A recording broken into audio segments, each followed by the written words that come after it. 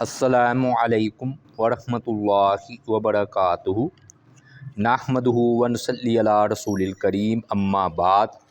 اللہم صلی علی محمد وعلی آلہ وصحابہ اجمعین۔ سیرت النبی صلی اللہ علیہ وآلہ وسلم ہم تفصیل کے ساتھ بیان کر رہے ہیں۔ ہم اس مقام پر پہنچے تھے کہ ابو طالب جو کہ رسول اللہ صلی اللہ علیہ وآلہ وسلم کا ساتھ دیا کرتے تھے، سن 10 نبوی کو ان کی وفات ہو گئی، اور اس لیے اس کو عام الحزن، غم کا سال بھی کہا جاتا ہے سیرت کی کتابوں میں۔ اور دوسرا دکھ جو آپ کو دیکھنے کو غم ملا وہ یہ تھا کہ اسی سال ام المومنین سیدہ ختیجہ الکبریٰ رضی اللہ تعالی عنہ کا بھی انتقال ہوا، یعنی کہ یوں کہہ لیں کہ ہجرت مدینہ سے 3 سال پہلے ان کا انتقال وہ ہو گیا۔ اب کتنے عرصے بعد انتقال ہوا ابو طالب کے؟ بعض نے کہا 3 دن، بعض نے کہا 7 دن، بعض نے کہا 35 دن، گویا قریب ہی فوت ہوئے۔ اگر آپ دنوں کا تعین نہ بھی کریں تو غالباً 1 مہینے سے لے کر 1 مہینے بعد ختیجہ الکبریٰ رضی اللہ تعالی عنہ کا انتقال ہوا ابو طالب کے بعد۔ اور ختیجہ الکبریٰ رضی اللہ تعالی عنہ کی عمر کتنی تھی؟ کہتے 64 سال تھی، یعنی کہ 64 سال 6 ماہ، 64 سال ہی لگا لیں۔ اور انہیں مکہ کا جو معروف قبرستان ہے معلا میں دفن کیا گیا۔ رسول اللہ صلی اللہ علیہ وآلہ وسلم خود قبر میں اترے ہیں، اور ان کا نماز جنازہ نہیں پڑھا گیا۔ وجہ، ابھی نماز جنازہ کا حکم آیا ہی نہیں تھا، یعنی کہ شریعت آہستہ آہستہ مکمل ہوئی ہے نا۔ تو جب ختیجہ الکبریٰ رضی اللہ تعالی عنہ کا انتقال ہوا تو کہتے ہیں نماز جنازہ کا بھی طریقہ نہیں آیا تھا، اور رسول اللہ صلی اللہ علیہ وآلہ وسلم نے ان کی بڑی تعریف فرمائی ہے۔ واقعی آپ غور کریں کہ جب پہلی وحی آئی ہے تو آپ صلی اللہ علیہ وآلہ وسلم بجائے ابوبکر کے جانے کے ختیجہ الکبریٰ کے پاس ہی آئے ہیں، اور انہوں نے آپ کی بڑی دل جوئی کی ہے، اور سب سے پہلے وہ ایمان لائی ہیں عورتوں میں سے۔ اور ایک موقع پر آپ نے ان کی تعریف کرتے ہوئے فرمایا کہ اللہ تعالیٰ نے مجھے ان سے بہتر بیوی عطا نہیں فرمائی۔ جب لوگوں نے میرے ساتھ کفر کیا، یہ اس وقت مجھ پر ایمان لائیں، اور جب لوگوں نے مجھے جھٹلایا اس وقت انہوں نے میری تصدیق کی۔ جب لوگوں نے مجھ کو محروم کیا انہوں نے اپنے مال سے میری ہمدردی کی، اور اللہ تعالیٰ نے مجھے ان سے اولاد عطا کی ہے جبکہ دوسری بیویوں میں سے کسی سے اللہ تعالیٰ نے اولاد عطا نہیں فرمائی۔ یعنی کہ آپ کے جو 4 بیٹیاں اور یا 4 یا 3 بیٹے ختیجہ الکبریٰ رضی اللہ تعالیٰ عنہ ہی سے ہوئے ہیں، اور جب تک ان کی وفات نہیں ہو گئی ختیجہ الکبریٰ کی، آپ نے کسی دوسری بیوی سے شادی نہیں کی، کسی اور عورت سے۔ گویا کہ ان کی موجودگی میں آپ صلی اللہ علیہ وآلہ وسلم، حالانکہ دوسری بیوی بھی آپ کر سکتے تھے لیکن آپ نے نہیں کی۔ اور ان کی اتنی فضیلت ہے کہ ابو ہریرہ رضی اللہ تعالیٰ عنہ بیان کرتے ہیں کہ جبرائیل علیہ السلام نبی اکرم صلی اللہ علیہ وآلہ وسلم کے پاس تشریف لائے۔ اس وقت ختیجہ الکبریٰ رضی اللہ تعالیٰ عنہ زندہ تھی، تو جبرائیل علیہ السلام نے کہا اے اللہ کے رسول، یہ جو ختیجہ آ رہی ہے نا رضی اللہ تعالیٰ عنہ، اور ان کے پاس ایک برتن ہے اور ان میں سالن، کھانا یا کوئی پینے والی چیز ہے، جب وہ آپ کے پاس آ جائیں تو انہیں ان کے رب کی جانب سے اور میری طرف سے سلام کہیں۔ لیکن جبرائیل علیہ السلام بھی سلام کہتے ہیں اور اللہ بھی سلام کہتے ہیں، اور جنت میں موتی کے ایک گھر کی بشارت دیں جس میں نہ کوئی شور ہوگا نہ کوئی تھکان۔ گویا کہ دنیا ہی میں جنت کی خوشخبری، اور اس سے بڑھ کر اور کیا ہوگا کہ پہلی خاتون اول ہیں، سب سے پہلی جنہوں نے اسلام کو قبول کیا ہے، تو بڑی فضیلت ہے جی۔ تو تقابل بعض لوگ کرواتے ہیں، لیکن ہم مقابلہ کروانے کے قائل نہیں ہیں کہ حضرت عائشہ افضل تھیں یا خدیجۃ الکبریٰ افضل تھیں۔ ہم کہتے دونوں ہی ہماری سردار ہیں، ہاں جی، ہمارے لیے دونوں ہی قابل احترام ہیں۔ ہم کسی اعتبار سے خدیجۃ الکبریٰ کو فضیلت حاصل اور کسی اعتبار سے حضرت عائشہ صدیقہ کو، دونوں ہی جو ہیں ہمارے لیے جو ہے نا سردار کی حیثیت اور امہات المومنین کی حیثیت رکھتی ہیں۔ اور کہتے ہیں 4 عورتیں جو ہیں نا وہ کامل ہوئی ہیں، ایک آسیہ فرعون کی بیوی، اور ایک مریم حضرت عیسیٰ علیہ السلام کی والدہ، اور ایک حضرت عائشہ صدیقہ، اور ایک خدیجۃ الکبریٰ رضی اللہ تعالی عنہ۔ یہ 4 عورتیں جو ہیں نا ایک کامل ہوئی ہیں، یعنی کہ ان کا جو ہے نا بڑی فضیلت ہے۔ بہرحال مقابلہ نہیں کروانا چاہیے۔ دیکھیں نا کتنی فضیلت ہے حضرت عائشہ صدیقہ کی اپنی جگہ اور خدیجۃ الکبریٰ رضی اللہ تعالی عنہ کی اپنی جگہ۔ اور حضرت عائشہ صدیقہ فرماتی ہے مجھے کبھی بھی کسی عورت پر رشک نہیں آیا سوائے خدیجۃ الکبریٰ کی، آپ اتنا ان کو یاد کیا کرتے تھے۔ اور ایک مرتبہ میں نے کہہ ہی دیا کہ آپ کیوں اس بوڑھی عورت کو یاد کریں، تو پھر آپ نے ان کی یہ فضیلت بیان کی کہ عائشہ، اور یہ حضرت عائشہ صدیقہ ہی سے ہے، یعنی کہ حضرت عائشہ صدیقہ رضی اللہ تعالیٰ، ابو ہریرہ فرماتے ہیں نا، تو بعض اوقات حضرت عائشہ صدیقہ سے بھی ان کی فضیلت مروی ہے۔ تو آپ ان کی وفات کے بعد نا ان کی سہیلیوں کی طرف خدیجۃ الکبریٰ کے سالناً کھانا بھیجا کرتے تھے۔ بہرحال جی بہت زیادہ فضل، اللہ ان پر کروڑوں رحمتیں اور ان پر درجات ان کے مزید جو ہے وہ بلند فرمائے۔ یہ نا ابو طالب کی بھی وفات ہو گئی اور خدیجۃ الکبریٰ کی بھی۔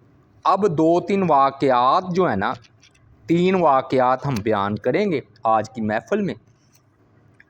ہوا یہ کہ ابو جہل کا قصہ ہے عراشی کے حوالے سے ان بیان کیا ہے کہ عراشی نا ایک تاجر تھا، اور وہ شخص اپنا اونٹ لے کر مکے آیا، کیونکہ مکہ جو ہے نا بیت اللہ کی وجہ سے تجارت کا مرکز تھا۔ اور جب ابو جہل نے عراشی سے اونٹ خرید لیے، لیکن نہ قیمت ادا کرنے میں ٹال مٹول کرنے لگا۔ اب ابو جہل کا شہر تھا مکہ، اور یہ پردیسی تھا، یمن سے غالباً آیا تھا۔ تو عراشی نا ابو جہل کی شکایت لے کر قریش کی ایک مجلس میں آیا۔ رسول اللہ صلی اللہ علیہ وآلہ وسلم اس وقت بیت اللہ میں تشریف فرما تھے۔ تو عراشی نے کہا اے قریش کی جماعت، تم میں سے کون ہے جو ابو جہل سے میرا حق لینے میں میری مدد کرے؟ ابو الحکم وہ کہہ رہا تھا، ہم ابو جہل کہتے ہیں نا، وہ ابو الحکم کہہ رہا تھا میں ایک پردیسی ہوں، مسافر ہوں، ابو الحکم نے میرا حق مار لیا ہے۔ اس مجلس میں موجود قریش کے لوگوں نے نا شرارت کرتے ہوئے نا رسول اللہ صلی اللہ علیہ وآلہ وسلم کی طرف اشارہ کر دیا، اور عراشی سے کہا تم اس بیٹھے ہوئے شخص کو دیکھ رہے ہو، یعنی کہ نبی صلی اللہ علیہ وآلہ وسلم کو، جاؤ اس کے پاس جاؤ، وہ تیری مدد کرے گا اور تجھے تیرا حق لے دے گا۔ کفار قریش نے اپنی طرف سے ٹھٹھا مذاق کرتے ہوئے بھیجا تھا، حالانکہ انہیں پتہ تھا کہ ابو جہل میں اور نبی علیہ السلام میں کافی دشمنی ہے۔ بیچارہ رسول اللہ صلی اللہ علیہ وسلم کی خدمت میں عراشی حاضر ہوا اور عرض کرنے لگا اے اللہ کے بندے، ابو الحکم بن ہشام نے میرا حق مار لیا، میں ایک پردیسی ہوں، مسافر ہوں، میں نے قریش کے لوگوں کو اپنی مدد کے لیے پکارا اور اپنا حق لے کر دینے کو کہا، تو انہوں نے آپ کی طرف اشارہ کر دیا۔ اب آپ مجھے میرا حق لے کر دیں، اللہ آپ پر رحم فرمائے۔ رسول اللہ صلی اللہ علیہ وسلم مظلوموں کی مدد کیا کرتے تھے، چاہے وہ کافر ہو چاہے مسلمان ہو، تو آپ تو حق لے کر دیتے تھے۔ تو جب عراشی نے آپ صلی اللہ علیہ وسلم سے کہا تو آپ نے فرمایا چلو ابو جہل سے میں آپ کا حق دلواتا ہوں. آپ اٹھ کھڑے ہوئے. تو آپ صلی اللہ علیہ وآلہ وسلم کو جب انہوں نے دیکھا نا یہ قریش کی محفل نے کہ آپ تو ابو جہل کی طرف چل دی ہیں تاکہ عراشی کو اس کا حق دلوائے، قیمت اونٹ تو لے لی ہیں، پیسے نہیں دے رہا، تو انہوں نے نا ایک بندہ ان کے پیچھے بھیجا کہ جا کر دیکھو کہ محمد صلی اللہ علیہ وآلہ وسلم اور ابو جہل کے درمیان کیا معاملہ ہوا. چنانچہ یہ ایک بندہ نا جاسوسی کرتے ہوئے پیچھے چلا گیا. آپ صلی اللہ علیہ وآلہ وسلم نے ابو جہل کا دروازہ کھٹکھٹایا تو ابو جہل نا گھر میں موجود تھا. اس نے پوچھا کون؟ رسول اللہ صلی اللہ علیہ وآلہ وسلم نے فرمایا میں محمد بن عبداللہ ہوں، باہر آؤ. ابو جہل فوراً دروازہ کھول کر باہر آ گیا. دہشت کے مارے نا آپ کو دیکھ کر اس پر دہشت طاری ہو گئی، چہرہ زرد ہو گیا. وہ رسول اللہ صلی اللہ علیہ وآلہ وسلم سے بغض اور دشمنی رکھنے کے باوجود جب آپ کو دیکھتا تو مرعوب ہو جاتا. آپ نے اس سے فرمایا اس شخص کو اس کا حق دو. ابو جہل کہنے لگا اچھا آپ یہی ٹھہریے، میں ابھی اس کا حق لا کر آپ کو دیتا ہوں. ابو جہل فوراً اندر گیا اور اونٹوں کی رقم لا کر عراشی کے حوالے کر دی جو تاجر تھا. پھر رسول اللہ صلی اللہ علیہ وسلم واپس تشریف لے آئے اور آپ نے صلی اللہ علیہ وآلہ وسلم نے عراشی کو رخصت کیا. فرمایا اب جا کر اپنا کام کرو. وہ عراشی قریش کی اسی مجلس کی طرف واپس پلٹتے ہوئے نا ادھر سے گزرا. اس نے وہاں کھڑے ہو کر کہا اللہ تمہیں انہیں یعنی کہ محمد صلی اللہ علیہ وآلہ وسلم کا اچھا بدلہ عطا فرمائے. اللہ کی قسم انہوں نے بڑی آسانی سے میرا حق لے دیا ہے. یہ کہہ کر عراشی چلا گیا. اتنے میں وہ جو جاسوس پیچھے نہیں بھیجا ہوا تھا وہ بھی پہنچ گیا جسے کفار قریش نے رسول اللہ صلی اللہ علیہ وآلہ وسلم کا تعاقب کرنے کے لیے بھیجا تھا. انہوں نے کہا کیا دیکھا؟ کہ جاسوس سے پوچھا ہوا کیا؟ اس شخص نے کہا میں نے تو بڑا عجیب و غریب منظر دیکھا ہے. نبی صلی اللہ علیہ وآلہ وسلم نے ابو جہل کا دروازہ کھٹکھٹایا تو وہ فوراً باہر نکل آیا. تو یوں لگتا تھا کہ جیسے اس کے جسم میں جان ہی نہیں ہے ابو جہل کے. اور محمد صلی اللہ علیہ وآلہ وسلم نے اس سے کہا اس شخص کو اس کا حق ادا کرو. وہ کہنے لگا آپ یہی ٹھہریے میں ابھی لا کر دیتا ہوں. وہ اندر گیا ابو جہل اور رقم لا کر عراشی کے حوالے کی ہے. تھوڑی دیر بعد ابو جہل بھی پہنچ گیا. کفار قریش نے اس سے کہا تجھ پر افسوس، تجھے کیا ہو گیا تھا؟ ہم نے تو تمہیں کبھی ایسا نہیں دیکھا. تم تو نبی صلی اللہ علیہ وسلم کا مذاق اڑایا کرتے تھے. ابو جہل نے کہا بات یہ ہے کہ جب نبی صلی اللہ علیہ وآلہ وسلم نے میرا دروازہ کھٹکھٹایا اور میں نے ان کی آواز سنی تو مجھ پر شدید دہشت طاری ہو گئی. میرا دل روب کھا گیا. میں باہر نکلا تو میں نے دیکھا کہ ان کے سر پر ایک طاقتور اونٹ ہے. یہ آپ کا معجزہ تھا نا، اونٹ ہے. اور میں نے اس جیسی کھوپڑی یعنی کہ اونٹ کی کھوپڑی، موٹی گردن کبھی کسی اونٹ کی نہیں دیکھی. اس نے اپنا جبڑا جو ہے نا کھول رکھا تھا اور اللہ کی قسم اگر میں انکار کرتا تو وہ اونٹ مجھے چبا لیتا. اس لیے میں نے اس شخص کو اس کا حق دے دی. یہ سن کر کفار قریش نے میں حسب معمول حسب عادت پتہ کیا کہا کہ محمد کا جادو تم پر چل گیا. یہ کہہ کر انکار کر دیا. یہ تھا ایک واقعہ. ایک دوسرا واقعہ ہے ابو جہل نے جو عراشی کے ساتھ جو سلوک کیا، بدماش تھا وہ اپنے علاقے کا گنڈا ابو جہل. تو اس نے ایسا ہی معاملہ نا بنو زبید کے ایک شخص کے ساتھ بھی کیا.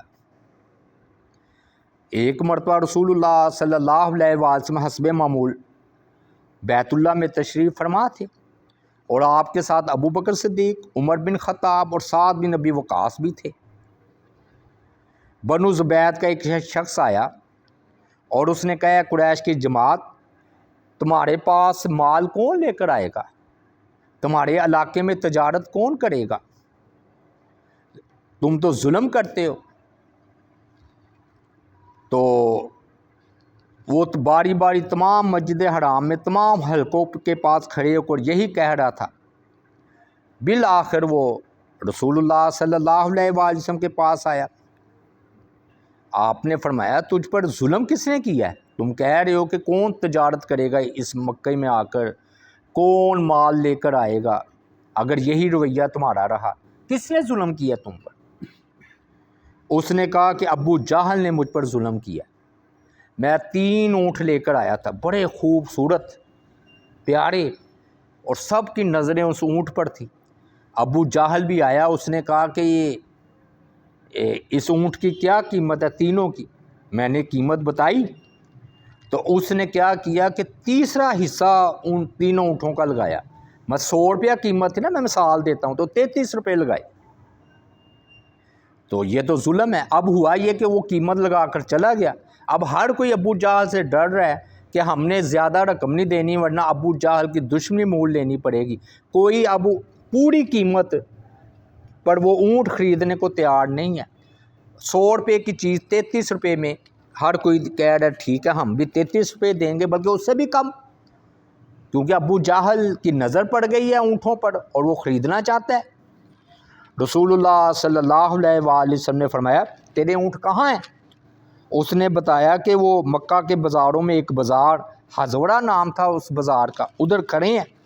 رسول اللہ صلی اللہ علیہ وآلہ وسلم اپنے صحابہ کرام کے ساتھ نا ادھر چلے بازار کی طرف۔ جب آپ نے دیکھا تو واقعی وہ بڑے خوبصورت حسین و جمیل اونٹ تھے، بڑے صحت مند، اور واقعی اس کی وہ قیمت نہیں بنتی تھی جو ابو جہل نے لگائی تھی۔ رسول اللہ صلی اللہ علیہ وآلہ وسلم نے فرمایا اس کی کیا قیمت ہے؟ اس زبیدی نے کہا اتنی۔ آپ نے اس کو اس کی قیمت دے دی جو اس نے کہا تھا نا۔ پھر آپ خود اس کو بیچنے کے لیے کھڑے ہو گئے۔ تو نبی علیہ الصلوۃ والسلام نے جو ہے نا 2 اونٹ بیچے، تو پھر نفع تو آپ نے رکھنا ہی تھا نا، تو 2 اونٹوں کی قیمت زبیدی والے 3 اونٹوں کے برابر ہو گئی۔ پھر تیسرے اونٹ کی بھی آپ نے قیمت فروخت کیا، اور اس کی قیمت آپ نے نا عبد المطلب کے جو بیوہ تھی نا بیوہ عورتیں، ان کو آپ صلی اللہ علیہ وآلہ وسلم نے جو ہے نا بیواؤں کو وہ دے دی، یعنی کہ گویا آپ نے خرید و فروخت کر کے بیواؤں کا خیال رکھا۔ اس وقت نا ابو جہل بھی نا بازار کے ایک جانب چپ چاپ بیٹھا ہوا تھا، کسی سے کوئی بات نہیں کر رہا تھا۔ رسول اللہ صلی اللہ علیہ وسلم اس کے پاس تشریف لے گئے، وہ سارا معاملہ دیکھ رہا تھا کہ اونٹوں کے ساتھ کیا ہوا ہے۔ پھر آپ نے اس کو ڈانٹتے ہوئے کہا اے عمر، اس کا نام عمر تھا نا، عمر بن حشام، ابو الحکم یہ تھا، عمر بن حشام اس کا اصل نام تھا ابو جہل کا، دوبارہ اس طرح نہ کرنا جس طرح تم نے اس شخص کے ساتھ کیا ہے، ورنہ تم میری طرف سے وہ دیکھو گے جسے تم ناپسند کرتے۔ پھر ابو جہل معجزے کی وجہ سے مرعوب ہو گیا، اس میں ہمت نہ رہی کہ آپ کے سامنے کوئی بات کرے۔ فوراً کہنے لگا اے محمد میں دوبارہ ایسا نہیں کروں گا، میں دوبارہ ایسا نہیں کروں گا۔ جب رسول اللہ صلی اللہ علیہ وآلہ وسلم وہاں سے واپس تشریف لے گئے تو امیہ بن خلف اور مشرکین جو اس وقت وہاں موجود تھے ابو جہل کے پاس آئے اور کہا اللہ کی قسم میں کبھی ان کی پیروی نہیں کروں گا۔ یعنی کہ جب انہوں نے کہا نا مشرکین مکہ نے لگتا ہے کہ تم تو اتنے مرعوب اور دہشت زدہ ہو گئے ہو، عن قریب تو تم نے محمد کا کلمہ پڑھ لینا ہے، تو آگے اس نے کہا کہ میں تو اس کی ہرگز پیروی نہیں کروں گا، باقی جو تم نے عاجزی میری دیکھی ہے ہوا یہ تھا کہ مجھ پر اس کا توبہ نعوذ باللہ محمد کا جادو چل گیا تھا۔ میں نے ان کے دائیں بائیں کچھ آدمی دیکھے جن کے پاس نیزے تھے، انہوں نے وہ نیزے مجھ پر تان لیے تھے، اگر میں مخالفت کرتا تو وہ نیزے وہ جو ہے نا میرے بدن میں گھوم دیتے، فرشتے ہوں گے نا آپ کے دائیں بائیں فرشتے، تو اس نے یہ بات کی۔ تو مطلب یہ تھا کہ ابو جہل شدید مخالفت کے باوجود کبھی کبھی آپ صلی اللہ علیہ وسلم کے معجزات دیکھ کر مرعوب بھی ہو جاتا تھا، یہ ثابت ہوا ہے۔ اور معلوم ہوا کہ آپ حق کی خاطر آپ نے کبھی ابو جہل کو، کبھی آپ اس سے مرعوب نہیں ہوئے ابو جہل سے، بلکہ ابو جہل نبی علیہ الصلوۃ والسلام سے مرعوب ہوا ہے۔ چوتھا واقعہ، ایک تو ہم نے ختیجۃ الکبریٰ کا بیان کیا اور یہ ایک عراشی کا واقعہ اور ابو زبیر۔ چوتھا واقعہ رکانہ کا۔ رکانہ جو ہے نا، رکانہ یہ نا ایک پہلوان تھا، اس کا نام رکانہ بن عبد یزید تھا، بڑا طاقتور تھا، پہلوانی کیا کرتا تھا۔ تو رسول اللہ صلی اللہ علیہ وآلہ وسلم سے ملتا تو آپ نے ان سے فرمایا، اے رکانہ تم اللہ سے کیوں نہیں ڈرتے؟ جس چیز کی طرف میں دعوت دے رہا ہوں توحید کی، تم اسے قبول کیوں نہیں کرتے؟ رکانہ نے کہا اگر میں یہ جان لیتا کہ جو آپ کہہ رہے ہیں وہ حق ہے تو میں آپ کی پیروی کرتا۔ رسول اللہ صلی اللہ علیہ وآلہ وسلم نے فرمایا، ایک روایت یہ ہے کہ رکانہ نے آپ کو للکارا ہے، اور ایک روایت یہ ہے کہ آپ نے اس کو للکارا ہے کہ اگر میں تمہیں پہلوان جو تھا میں تمہیں ڈھا دوں، پھچار دوں تو تم یقین کر لو گے کہ میں اللہ کا نبی ہوں۔ تو اس کو بڑا اپنی طاقت پر بڑا فخر تھا، بڑا مان تھا رکانہ کو۔ کہتے ہیں کہ وہ کھال نیچے رکھ لیتا اور 10 بندوں کو کہتا میری نیچے سے کھینچو گائے کی کھال، تو لوگ کھینچ نہیں لگ سکتے تھے، اتنا طاقتور تھا۔ اور دیکھا تو کسی نے نہیں تھا، لیکن بعض لوگ یہ کہتے تھے اس کے ما فوق الفطرت طاقت کے قصے مشہور تھے کہ جی وہ تو غالباً جو ہے نا اپنے کندھوں پر جو ہے نا وہ رکھ لیتا ہے گھوڑے کو اٹھا لیتا ہے، اس طرح کے واقعات اس کے بارے میں مشہور تھے۔ تو اس نے نا نبی علیہ الصلوۃ والسلام کا مذاق اڑایا۔ اچھا وہ نا دوسری تاریخ میں نے پڑھا ہے، ادھر تو نہیں لکھا، کہ اس نے نا ایک مرتبہ مشرکین مکہ نے اس کو بڑا کھلایا پلایا، شراب بھی پلائی، تو بھینسے کی طرح ایسے ایسے کر رہا تھا جس سے پہلوان نہیں کرتے۔ تو انہوں نے اس کو شراب پلا کر کہا کہ تم محمد صلی اللہ علیہ وآلہ وسلم سے کشتی کرو۔ پہلے کہتا ہے ٹھیک ہے میں کشتی کر لیتا ہوں، پھر کہتا نہیں میں اس کو اپنے قابل نہیں سمجھتا، توبہ نعوذ باللہ، وہ تو میرا نام سن کر مکے سے بھاگ جائے گا، لڑنا تو دور کی بات ہے کشتی۔ اس طرح کی بات کی اس نے، گویا اس کو نا اپنے طاقت پر بڑا فخر، بڑا مان تھا۔ تو بہرحال دونوں روایتیں ہیں۔ ایک روایت یہ ہے کہ نبی علیہ الصلوۃ والسلام نے اس کو للکارا ہے کہ آؤ جو ڈہ پڑا وہ جیتنے والے کا مذہب قبول کر لے گا۔ چنانچہ ایک میں ہے کہ اس نے یہ بات کی۔ اب ہوا یہ کہ رسول اللہ صلی اللہ علیہ وآلہ وسلم نے فرمایا مجھ سے لڑو تاکہ میں تم سے جو ہے نا کشتی لڑوں۔ رکانہ جو ہے نا وہ تیار ہو گیا۔ اب ایک اس طرح کے الفاظ ہیں کہ جب یہ ہوا ہے نا مقابلہ تو صحابہ کرام نا اپنی آئے تھے تلواریں لے، پورے مکے میں یہ بات مشہور ہو گئی کہ کل جو ہے نا نبی علیہ الصلوۃ والسلام کی کشتی ہے رکانہ پہلوان سے۔ رکانہ پہلوان سے مسلمان بھی آگے، وہ اپنی چھوٹی چھوٹی تلواریں لے کر آئے تھے، انہیں خطرہ تھا کہ بہانے سے نا یہ مشرکین مکہ آپ کو شہید نہ کر دیں۔ جنہیں رکانہ بھی وہ کھاڑے میں اترا، آپ بھی اترے۔ پھر لکھا ہے کہ نہ جانے کیا ہوا کہ وہ قریب آیا آپ کے، نبی علیہ الصلوۃ والسلام نا خاموشی سے اس کو دیکھتے رہے ہیں، کھنکھنی آنکھوں سے، ایسے ایسے نہیں دیکھتے، جیسے ایسے وہ آپ کے ارد گرد نا جیسے وہ پہلوان نہیں ارد گرد گھومتے، تو وہ نبی علیہ الصلوۃ والسلام کے ارد گرد گھوما ہے، آپ خاموشی سے اس کو دیکھتے نہیں ہیں۔ وہ قریب آیا، پھر کہتے ہیں نہ جانے کیا ہوا، آپ نے اس کو پکڑا ہے، وہ اتنے طاقتور اٹھا کر ایسے اس کا بالا ہوتا گیا دھڑام زمین پر۔ اچھا اس کو نا یہ وہم و گمان میں بھی نہیں یہ بات تھی کہ کوئی مجھے اٹھا کر اس طرح پٹک سکتا ہے، اور ہمارا تو عقیدہ ہے کہ آپ میں 40 مردوں جتنی طاقت تھی، ٹھیک ہے وہ آپ پہلوانوں والا جسم نہیں تھا آپ کا، آپ بڑے سمارٹ خوبصورت تھے جس طرح عام انسان ہوتا ہے، لیکن آپ کے اندر نا وہ 40 مردوں جتنی طاقت تھی۔ بخاری کی روایت میں 30 ہے، چلے بھی 30 مردوں جتنی بھی طاقت ہو کوئی کم ہے؟ اس نے آپ نے نا اٹھا کر اس کو پٹک کر نیچے مارا، وہ ایسے پھر اٹھایا، اس کو یعنی کہ یقین ہی نہیں آ رہا تھا کہ کوئی مجھے اٹھا کر اس طرح پٹک بھی سکتا ہے۔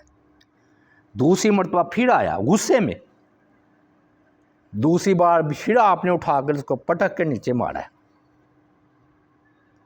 پھر اور زیادہ شدید غصے میں آ گئے۔ تیسری بار آپ آیا، آپ نے پھر اس کو اٹھا کر نیچے پٹک کے مارا ہے، گویا کہ اس کو نا زمین چٹا دیا دھول اس کی۔ تو آپ نے اسے کہا کہ اپنا وعدہ پورا کرو، یعنی کہ جیتنے والے کا مذہب قبول کرو، میں نے اپنی طاقت یا پہلوانی کے لیے نہیں تم سے لڑائی کی، میں نے چاہا کہ تم بھی جہنم سے آزاد ہو جاؤ۔ اب وہ نا خاموشی سے باہر نکل گیا۔ بعض نے کہا کہ اس نے اسی وقت کلمہ پڑھ لیا ہے، ایک روایت یہ ہے، اور ابن حجر اسقلانی رحمۃ اللہ علیہ نے کہا کہ نہیں، اس نے نا بعد میں اسلام قبول کیا فتح مکہ کے موقع پر، بہرحال مسلمان ہو گیا تھا، اگر اس وقت نہیں ہوا تو بعد میں ہو گیا ہوگا۔ دو قسم کی روایتیں ہیں، ایک ہے کہ اسی وقت اس نے کلمہ پڑھ لیا، اور ایک روایت یہ ہے کہ ابن حجر اسقلانی رحمۃ اللہ علیہ نے اور ابن اسیر نے اس بات کو ترجیح دی ہے کہ فتح مکہ کے موقع پر رکانہ نے جو ہے نا اسلام کو قبول کر لیا تھا، اس کا نا نقش رہ گیا تھا ذہن کہ ایسی طاقت کہ پھر 3 بار اٹھا کر پٹک کر، اور بڑی خاموشی کے ساتھ، کوئی آپ نے وہ پہلوانوں والا اچھل کود نہیں کی، خاموشی سے اس کو دیکھا تو اٹھا کر پٹک دیا۔ ہاں ایک واقعہ اور بھی ہوا ہے کہ آپ نے اسے فرمایا تھا اگر تم چاہو تو میں نے تمہیں پٹک کر نیچے مارے اس سے بھی عجیب بات دکھاؤں،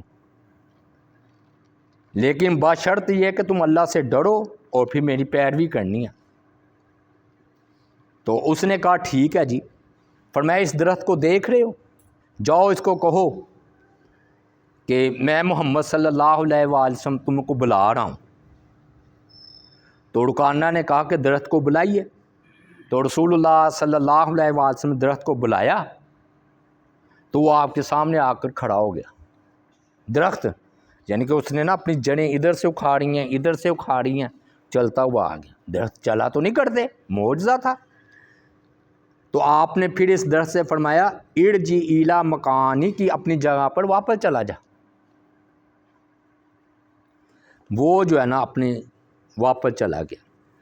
تو رکانہ واپس گیا اپنے قبیلے والوں کے پاس، کہتا ہے اے بنو عبد مناف، اپنے جتنے جادوگر ہیں نا، اس کو ایمان نہیں نہ لایا تھا، کہتا ہے سارے اکٹھے کر لو، میں نے محمد صلی اللہ علیہ وآلہ وسلم کا جیسا جادوگر تو دیکھا ہی نہیں، کہ درخت بھی اس کے کہنے پر اس کے جادو کی وجہ سے چل پڑا ہے۔